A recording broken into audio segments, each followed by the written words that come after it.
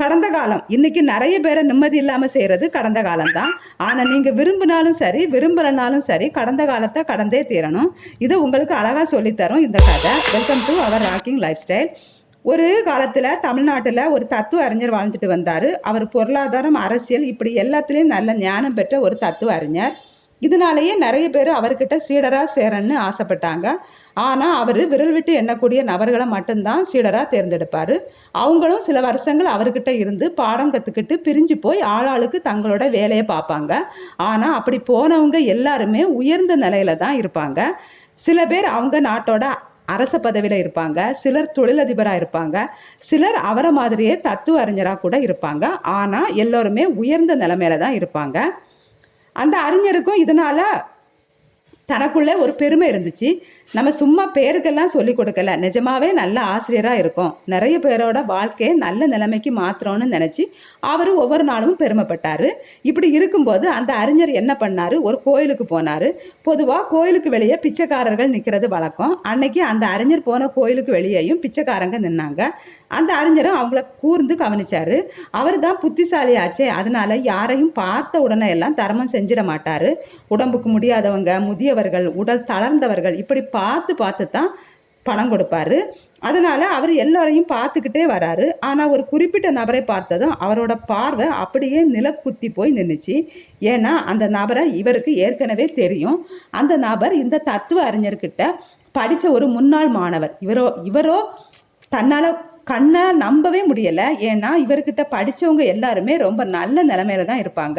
அதிகாரிகள், அறிஞர்கள், பணக்காரர்கள்னு எல்லாத்தையும் பார்த்து பார்த்து பழக்கப்பட்ட இவருக்கு இப்போ ஒருத்தர், அதுவும் தன்னோட மாணவர் பிச்சைக்காரராக நிற்கிறத பார்த்தா எப்படி இருக்கும் யோசிச்சு பாருங்க. அவருக்கு ரொம்பவே அதிர்ச்சியாக இருந்துச்சு. அந்த நபருக்கு ரொம்பவுமே வெட்கமாக இருந்துச்சு. அவருக்கு கை காலெல்லாம் நடுங்க, முகத்தை பொத்திக்கிறாரு. அந்த இடத்துல இருந்து ஓட நினைக்கிறாரு. ஆனால் அந்த அறிஞரோ அவருக்கு பக்கத்தில் போய் அவர் கைகளை பிடிச்சு நிறுத்துறாரு. அப்படி பிடிச்சிட்டே கேட்குறாரு, ஏன்பா நீ என்னுடைய மாணவன் தானே, என்கிட்ட இருக்கும்போது ரொம்ப புத்திசாலியாக தானே இருந்த, அதுவும் அரசாங்கத்தில் உயர் பதவி கிடச்சி என்கிட்ட இருந்து போனவன் தானே, இப்போ என்ன ஆச்சு, ஏன் இப்படி நிற்கிற, ஏன் இந்த நிலைமைக்கு ஆளான? இவர் இப்படி கேட்க கேட்க அந்த மாணவரோட கண்ணில் இருந்து தார தாரையாக கண்ணீர். அறிஞரே, என்கிட்ட எதுவும் கேட்காதீங்க, என்னை விட்டுடுங்க, எனக்கு நேரம் சரியில்லை, எனக்கு புத்தியும் சரியில்லை, என் நேரமும் புத்தியும் தான் என்னை இந்த நிலைமைக்கு ஆளாக்கிடுச்சு, நான் சபிக்கப்பட்டவன் அப்படின்னு சொல்கிறாரே ஒழிய தனக்கு என்ன நடந்துச்சு ஏது நடந்துச்சுன்னு அவர் சொல்கிறதா இல்லை. இதனால் அந்த அறிஞரும் விட்டுறாரு, தன்னோட வீட்டுக்கு வந்துடுறாரு. ஆனால் அன்னைக்கு இரவு வெகு நேரம் ஆன பின்னாடியும் அவருக்கு தூக்கம் வரவே இல்லை. அந்த கோயிலுக்கு முன்னாடி பிச்சைக்காரனா பார்த்த தன்னோட மாணவனோட முகம் மட்டும் அவர் நினைவுக்கு வந்து போச்சு. அவருக்குள்ளேயே பல கேள்விகள் எழுந்துச்சு. நான் நிஜமாவே ஒரு நல்ல ஆசிரியரா, நான் நிஜமாவே நல்லதா பாடம் சொல்லி கொடுத்துருக்கேனா, அப்படி சொல்லி கொடுத்துருந்தா நம்ம மாணவன்ல ஒருத்தன் ஏன் இப்படி இந்த நிலைமையில இருக்கான்? ஒருவேளை காலமோ நஷ்டமோ சூழ்நிலையோ அவனை அப்படி ஒரு நிலைமைக்கு தள்ளி இருந்தா கூட நம்ம சொல்லி கொடுத்த பாடம் அவனை காப்பாற்றி இருக்கணுமே. நாம ஏதோ ஒரு இடத்துல தவறி இருக்கோம், ஏதோ ஒன்று சொல்லி கொடுக்க மறந்துருக்கோம் அப்படின்னு அவருக்கு தோணுச்சு. ஆனால அவர் என்ன பண்ணாரு, மாணவனுடைய ஊருக்கே போனாரு. சில வருடங்களுக்கு முன்பு அவன் எந்த இடத்துல இருந்தானோ அதே ஊருக்கு தானே போய் அவனோட இந்த நிலைமைக்கான காரணத்தை அறிய முற்பட்டாரு. அப்படி அவர் முயற்சி செய்யும்போது அவருக்கு என்னவெல்லாம் தெரிய வருது பாருங்க. அந்த மாணவன் நிஜமாகவே புத்திசாலியாக தான் இருந்திருக்கான். அவர்கிட்ட இருந்து போகும்போது என்ன சொன்னானோ அதே மாதிரி ஒரு நல்ல பதவியில் சேர்ந்திருக்கான். இவரோட மாணவனாச்சே, சொல்லவா வேணும், சேர்ந்த புதுசிலேயே இவன் பல திறமைசாலியாக இருந்திருக்கான். எல்லோருமே அவனை புகழ்ந்து தள்ளியிருக்காங்க. அவனோட புத்திசாலித்தனத்தை பார்த்து எல்லோருமே பாராட்டியிருக்காங்க. எந்த முடிவு எடுக்கனாலும் இவனை கலந்து ஆலோசித்து தான் முடிவே எடுத்திருக்காங்க. இவங்கிட்ட பழகிறதுக்கு கூட நீ நானும் போட்டி போட்டு வந்திருக்காங்க. ஆனால் இவனோ எல்லோரிடத்துலையும் எளிதில் பழகி விடாத ஒரு நபர். கொஞ்சம் யோசித்து தான் பழகுவான். ஆனால் பழகுனா அவங்கள நம்புவான், அவங்களுக்காக என்ன வேணாலும் பண்ணுவான், அவங்க மேலே தான் உயிரையே வைப்பான். கேட்குறதுக்கு வேணால் நல்லா இருக்கலாம், ஆனால் இது ரொம்ப ஆபத்தான பழக்கம். இந்த காலத்தில் இல்லை, எந்த காலத்துலேயும் இப்படி இருந்தால் தலையில் மிளகா அரைச்சிருவாங்க. நல்லா கேட்டுக்கோங்க, என்னதான் நல்லா பழகினாலும் ஒரு பக்கம் ஜாக்கிரதை இருந்துக்கிட்டே இருக்கணும். ஆனால் பாவம் இவனுக்கு இது தெரியாது போல. இவனும் கவனக்குறைவாக இருந்துட்டான். இவங்கிட்ட இருந்த நண்பனும் இது எல்லாத்துக்கும் சேர்த்து ரொம்ப விவரமானமாக போயிட்டான். ஆரம்பத்துல இருந்தே அவனுக்கு இவனை மேலே பொறாமை, காழ்ப்புணர்ச்சி எல்லாமே இருந்திருக்கு. எல்லோரும் இவனை புகழ்றத பார்த்து இவன் மேல காழ்ப்புணர்ச்சி இருந்திருக்கு. நேரம் பார்த்து காத்திருந்து இவனுக்கு குழி பறிச்சிருக்கான். அதுக்காக அவன் என்ன செஞ்சிருக்கான்னு பாருங்க. தனக்கு ஒரு தங்கச்சி இருக்கிறதாகவும் தன்னோட தங்கச்சிய இந்த நபருக்கு திருமணம் செஞ்சு கொடுக்கறதாகவும் சொல்லி இந்த நபருக்கு ஆசை காட்டியிருக்கான். இவருக்கும் ஆரம்பத்துல பெருசா ஈடுபாடு எதுவும் இல்லை. ஆனா நாட்கள் நகர நகர என் தங்கச்சி உங்களை அப்படி விரும்புறா இப்படி விரும்புறா அப்படின்னு சொல்லி ஆசை காட்ட காட்ட இந்த புத்திசாலி நபருக்கு அவன் மேல காதல் வந்துருச்சு. சொல்லிக்கிட்டே இருந்தா எப்படி, நான் உன் தங்கைய பெண் பார்க்க வரலாமா அப்படின்னு கேட்டிருக்காரு நண்பன்கிட்ட. காரியகார நண்பனும் அதுக்கு ஒத்துக்கவே இல்லை. வேண்டாம் வேண்டாம், நீ புத்திசாலியா வேணா இருக்கலாம், ஆனா பணக்காரன் இல்லை. எங்க அப்பா ஒரு பெரிய பணக்காரனுக்கு தான் பெண் தருவாரு. குறைஞ்சபட்சம் உனக்கு ஒரு பெரிய வீடாவது இருக்கணும், வீட்டை கட்டு, நாங்கள் உனக்கு பெண் தரோம்னு சொன்னான். இந்த நபரும் அதை அப்படியே நம்ப அவசரமாக வீடு வாங்க அந்த வீடு இவரை கடன் வாங்க வச்சிருக்கு. ஒரு சிலர் கடனே வாங்கக்கூடாதுன்னு சொல்லுவாங்க. ஆனால் அப்படி இல்லை, தொழில் செய்யவோ வீடு வாங்கவோ உங்களால் அடைக்க முடிஞ்ச ஒரு தொகையை கடனாக வாங்கலாம். ஆனால் அளவுக்கு மீறின ஒரு தொகையை எப்போவுமே கடன் வாங்கக்கூடாது. இந்த நபர் வாங்கியதோ அளவுக்கு மீறிய கடன். ஏன்னா இவர் ஆசைக்காகவோ தேவைக்காகவோ வீடு வாங்கலை, தன்னை ஒரு பணக்காரன்னு காட்டிக்கணும் அப்படி தானே வீடே வாங்கினாரு. அதனால அளவுக்கு மீறிய கடன். ஆனாலும் வீடு இருக்குது, வேலை இருக்குது, வெளியே இருந்து பார்க்கும்போது பணக்கார தோற்றம் இருக்குது. நண்பன்கிட்ட போகிறான், சொல்கிறான், இப்போ நான் பெண் கெடுக்க வரலாமா? இந்த முறை நண்பன் மறுக்கலை. வீட்டுக்கு வா, அதுவும் தெரிஞ்சவங்க சொந்தக்காரங்க எல்லாரையும் கூட்டிட்டு வா அப்படின்னு சொல்கிறான். இந்த நபருக்கோ சந்தோஷம் தாங்கலை. அடுத்த நாளே பெண் கேட்டு போனார். வாத்தியங்கள் முழங்க, பரிசு பொருட்கள் அணிவகுக்க, சொந்த பந்தங்கள் எல்லாம் கூட அந்த வீட்டுக்கு போனார். ஆனால் அங்கே போய் பார்த்தா இவருக்கு அவமானம் மட்டும்தான் மிஞ்சியது. ஏன்னா அந்த பொண்ணுக்கு இவரை யாருன்னே தெரியாது. அவ அம்மா அப்பா எல்லாருக்கும் இவனையும் யாருன்னு தெரியலை. அவள் இவனை பிடிக்கலன்னு சொல்கிறா, பெற்றவங்க முறைக்கிறாங்க, தூண்டி விட்ட நண்பன் இவன் யாருன்னே தெரியாத மாதிரி அவமானப்படுத்தவும் செய்கிறான்.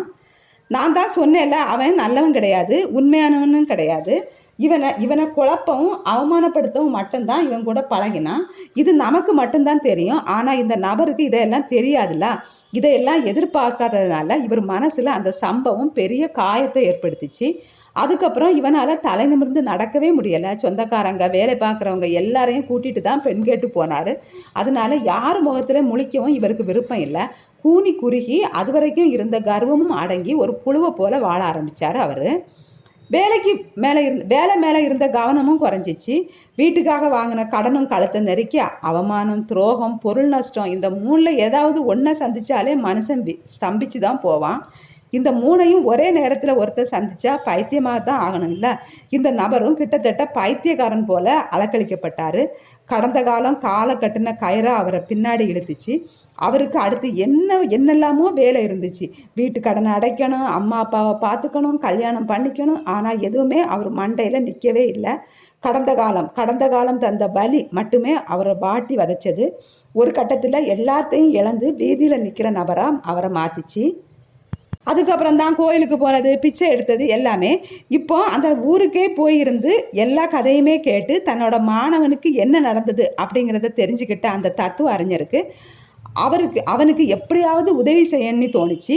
அதனால் அவர் என்ன பண்ணார், மறுபடியும் அந்த கோயிலுக்கு போனார். அங்கே தன்னோட மாணவனை பிடிச்சி குளிக்க வச்சு நல்ல உடை கொடுத்து மறுபடியும் அவனை சொந்த ஊருக்கே கூட்டிகிட்டு போகிறாரு. அது மட்டும் இல்லைங்க, எந்த இடத்துல அவனுக்கு அவமானம் நடந்துச்சோ, எந்த வீட்டில் வச்சு அவனோட மொத்த வாழ்க்கையும் மாறிச்சோ, எந்த நண்பன் அவனை வஞ்சித்தானோ அதே நண்பனுக்கு அவனை அறிமுகம் வச்சு தைரியமாக அந்த இடத்துல உட்கார வச்சாரு. இவர் தான் பெரிய தத்துவ அறிஞராச்சே, இவரை பார்க்குறதே அரிதாச்சே. இதனால அந்த நண்பனுக்கு இவரை பற்றி நல்லா தெரிஞ்சிருக்கு. இவரை வரவேற்றான். தன்னை பற்றின அருமைகளை பெருமைகளை வரி வரியாக சொன்னான். தான் வஞ்சித்த அந்த நண்பனிடம், அந்த அறிஞருடைய மாணவனிடம் அவன் நல்ல நிலைமையில இல்லைன்னு தெரிஞ்சும் குதர்க்கமாக கேள்வி கேட்டான். என்னப்பா, நானெல்லாம் சாதாரண ஆள், நானே நல்ல நிலையில இருக்கேன், நீ தான் ரொம்ப புத்திசாலி ஆச்சே, நீ இப்போ என்ன பண்ணுற அப்படின்னு அந்த இடத்துல அவனுக்கு எந்த பதிலும் சொல்ல முடியாமல், யார் முன்னாடி நம்ம நல்லா வாழ்ந்து காட்டியிருக்கணுமோ அவங்க முன்னாடியே பதில் சொல்ல முடியாத நிலைமையில நிற்கிறோம்னு வருந்தி அந்த மாணவன் நிற்க அவனுடைய இரு கைகளையும் இறுக பற்றினார் அந்த அறிஞர். கைகளை இறுக பற்றிக்கிட்டு அவனை வஞ்சித்த அந்த நரி போன்ற நண்பனை பார்த்து உறுதியான குரலில் சொன்னாரு, நீ சொல்றது சரிதான்பா. என்னுடைய மாணவன் உன்னை விட புத்திசாலி, என்னுடைய மாணவன் எல்லோரையும் விட திறமைசாலி. அதனால்தான் என்னவோ இந்த நாட்டு அரசர் ஒரு ஆலோசகர் வேணும்னு சொன்னாரு. நான் தான் இந்த மாணவனை ஆலோசகரா பரிந்துரை செய்தேன். நடக்கிறது எதுவுமே புரியாத அந்த தத்துவ அறிஞரை குழப்பத்தோடு பார்த்தான் அந்த மாணவன்.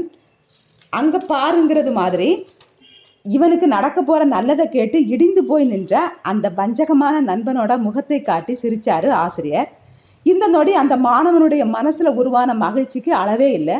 ஒரே நொடியில அவமானங்களும் அவனை விட்டு போன மாதிரி ஆயிடுச்சு. கடந்த காலத்தின் எல்லா வழிகளும் அவனை விட்டு நீங்கின மாதிரி ஆயிடுச்சு. நன்றியோட அந்த அறிஞனை கட்டி கொண்டான். நன்றியோட அவரோட இருப்பிடத்துக்கு தானும் வந்தான். சந்தேகத்தோடு அவர்கிட்ட கேட்டான், அறிஞரே, நிஜமாகவா எனக்கு வேலை வாங்கிக்கிருக்கீங்களா? நிஜமாவே நான் இந்த நாட்டு அரசரோட ஆலோசகராக இருக்க போறேனா? அறிஞர் சொன்னாரு, இல்லை. ஏன் அப்படி சொன்னீங்க? அந்த நண்பன்கிட்ட ஏன் அப்படி சொன்னீங்க அப்படின்னு கேட்டான். அறிஞர் பதில் சொன்னாரு, ஏன்பா, பொய்யானாலும் நான் அந்த மாதிரி சொன்ன உடனே அடுத்த கணமே உனக்கு உன்னோட கடந்த காலமே மறந்து போச்சே, கடந்த காலத்தின் வலி எல்லாமே தீர்ந்து போச்சே. ஒருவேளை நிஜமாகவே நீ அந்த பதவிக்கு வந்திருந்தா, நிஜமாகவே உன் நிலைமை உயர்ந்திருந்தா, உன்னோட கடந்த காலம் எந்த அளவுக்கு மறந்து போயிருக்கும். அவரோட கண்களையே பார்த்துட்டு இருந்தான் மாணவன். அறிஞர் தொடர்ந்தாடு, அவமானத்துக்கும் துரோகத்துக்கும் வீழ்ச்சிக்கும் மருந்து அடுத்து நீ வாழ போகும் வெற்றி தான் அப்படின்னு ஏன் உனக்கு புரியல? புரிஞ்சிருந்தா அந்த கோயில் முன்னாடி அப்படி நின்று இருக்க மாட்டல. அறிஞர் இப்படி சொல்ல அந்த இடத்துல தான் எவ்வளவு பெரிய தவறு செஞ்சிருக்கோங்கிறத உணர்ந்துக்கிட்டான் அந்த மாணவன். அதுக்கப்புறம் அவனோட நிலைமை ரொம்பவுமே உயர்ந்து போச்சு. இன்னைக்கு இந்த கதையில கேட்டுட்டு இருக்கிறவங்க நீங்க இந்த கதையில அந்த மாணவன் செஞ்ச தப்பை செஞ்சுட்டு இருக்கலாம். கடந்த கால துரோகத்துல இருந்தும் அவமானத்தில் இருந்தும் கடந்த காலத்தில் நீங்கள் பார்த்த தோல்வியில் இருந்தும் வெளிவர முடியாம அதை மறக்க முடியாம இன்னும் மோசமான ஒரு நிலைமைக்கு போயிட்டு இருக்கலாம். உங்களுக்கு இப்போ சொல்றேன், ஒரு நிமிஷம் யோசிச்சு பாருங்க. உங்களுக்கு அந்த வலியை தந்தவங்க முன்னாடி இப்போ இருக்கிறத விட மோசமான நிலைக்கு போய் நிக்க போறீங்களா? இல்ல அந்த வலியை தந்தவங்க முன்னாடி 2 மடங்கு எழுந்து 2 மடங்கு உயர்ந்து அவங்களே உங்களை தொடக்கூட முடியாத அளவுக்கு நல்ல இடத்துக்கு போக போறீங்களா? நீங்க தான் முடிவு பண்ணணும். எத்தனையோ நன்மைகளை வச்சுட்டு எதிர்காலம் உங்களுக்காக காத்துக்கிட்டு இருக்கு. கடந்த கால நிலையே பார்த்துட்டு கடந்த கால தோல்வியே பிடிச்சிட்டு எதிர்காலத்தை வரவேற்காம இருந்துடாதீங்க. கடந்த காலத்தை கடந்து வாருங்கள். யாரும் எதிர்பார்க்காத அளவுக்கு உயர்ந்து வாழுங்கன்னு வாழ்த்துக்கள் கூறுவது யசோதா. இந்த கதை பிடிச்சவங்க வீடியோக்கு ஒரு லைக் கொடுத்துட்டு மறக்காம சேனலை சப்ஸ்கிரைப் பண்ணி வச்சுக்கோங்க. இது போல நிறைய மோட்டிவேஷனல் வீடியோ நம்ம சேனல்ல வரப்போகுது.